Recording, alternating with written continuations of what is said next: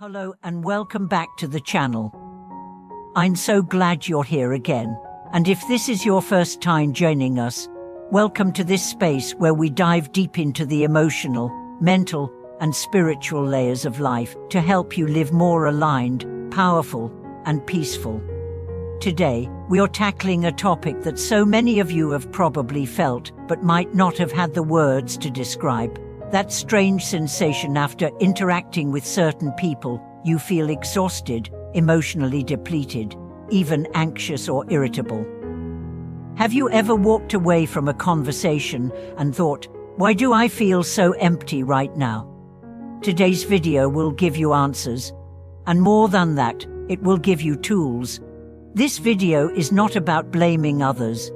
It's about awareness, boundaries, and emotional clarity. Because when you begin to understand energy, how it flows, how it gets blocked, how it gets stolen, you also begin to reclaim your power in ways that are transformational. Let's dive in with a question. Have you ever had a simple interaction, a meeting, a phone call, a casual chat that left you more tired than a full day of work? It wasn't what was said exactly, but how it felt. Your body tightened, your thoughts scrambled, your mood sank. You felt emotionally heavy, almost like your internal battery had been drained. This is not your imagination. This is energy. More specifically, this is what happens when your energy field is compromised, especially by what we call energy vampires. Now, that term might sound dramatic, but stay with me. We are not talking about mythological creatures. We are talking about real, everyday individuals who, intentionally or not, pull energy from you through their behaviors, patterns, and emotional projections. And today, through a story-rich exploration and deeply personal reflections, we are going to walk through not just what these energy dynamics are, but how to rise above them and become energetically sovereign. Let's begin with an all-too-common character, the chronic complainer. Picture this. You're meeting a friend for coffee. Within minutes, they launch into a torrent of negative stories. Their boss is impossible, their spouse doesn't understand them. Their life is a mess, and the universe is unfair. You listen, you nod, you try to offer solutions, but nothing sticks. They're not looking for resolution, they're looking to vent, to release. But instead of releasing into the ether, they're releasing into you. Your emotional body becomes their dumping ground. You go home, and suddenly, your head hurts. Your heart feels heavy. You're short with your loved ones. You can't quite explain it, but you don't feel like yourself anymore. That's emotional transference. That's energy theft. Now imagine another kind, the manipulative controller. These individuals are often charming, helpful, even nurturing on the surface. But underneath, they seek control. They use guilt. After all I've done for you, how can you say no? They twist your decisions subtly, making you feel as though autonomy is selfishness. You start doubting your own choices. You start needing their approval for everything, and slowly, your self-trust erodes. That's another form of energy theft, not just emotional, but psychological. Then there's the constant competitor. You know the type. No matter what you achieve, they've done it first, better, faster. You get a promotion, they got one last year. You're excited about a new project, they dismiss it. This dynamic doesn't just kill joy, it feeds on it. Your excitement becomes fuel for their superiority. And what do you feel afterward? Diminished, drained, devalued. Let's not forget the subtle dominator, the person who fills the room with their presence, always the loudest voice, always demanding the spotlight. Even in silence, they command emotional space. You shrink, you adjust, you defer, and you leave feeling small, invisible, emotionally bankrupt. All these personas have something in common. They are disconnected from their own source of energy, so they seek to plug into yours. But here's the empowering truth: you can protect your energy. You can become untouchable, not through walls or defense, but through inner alignment and clarity. Let's walk through a story. Meet Alina, a kind-hearted woman in her early 30s. She's known among friends as the empathetic one. She listens, she holds space, she gives great advice, but secretly, she's exhausted.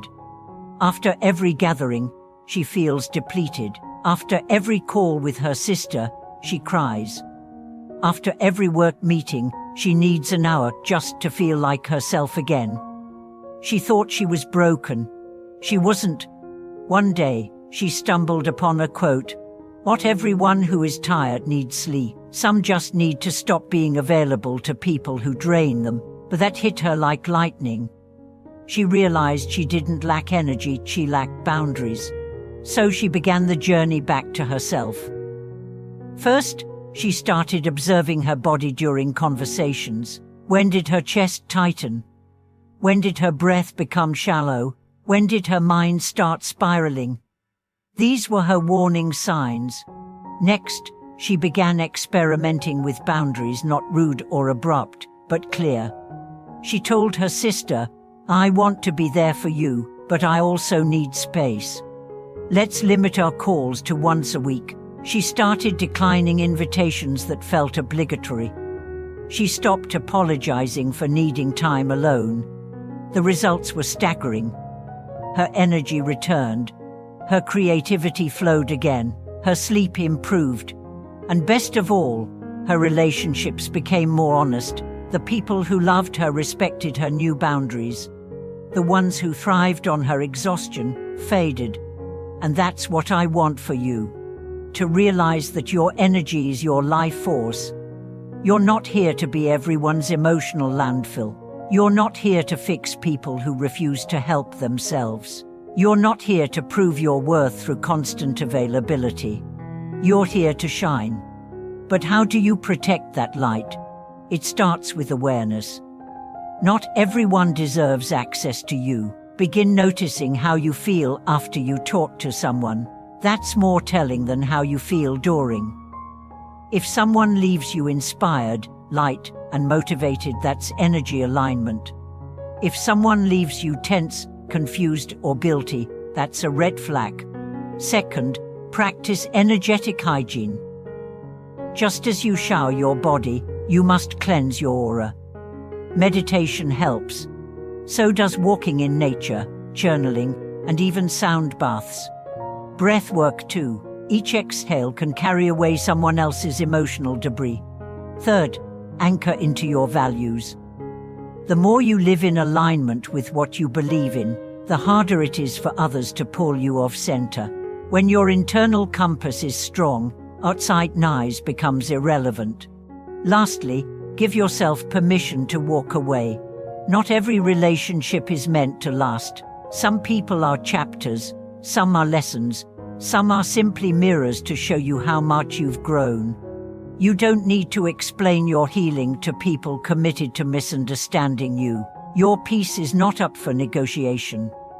Your energy is sacred, and if someone continually drains you, the kindest thing you can do for both of you is create distance. Let's breathe that in. Take a deep breath, right now. Inhale strength. Exhale all that's not yours. Again.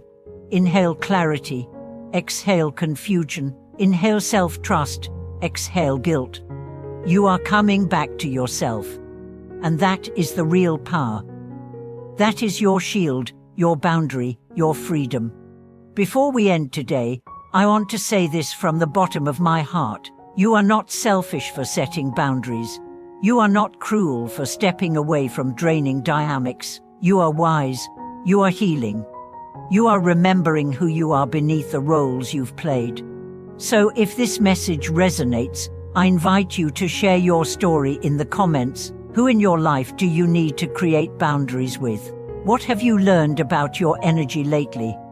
Let's support each other through this awakening. And don't forget to subscribe, like, and share this video with someone who needs it. Because protecting your energy is not just self-care, it's soul survival. Thank you for watching this video.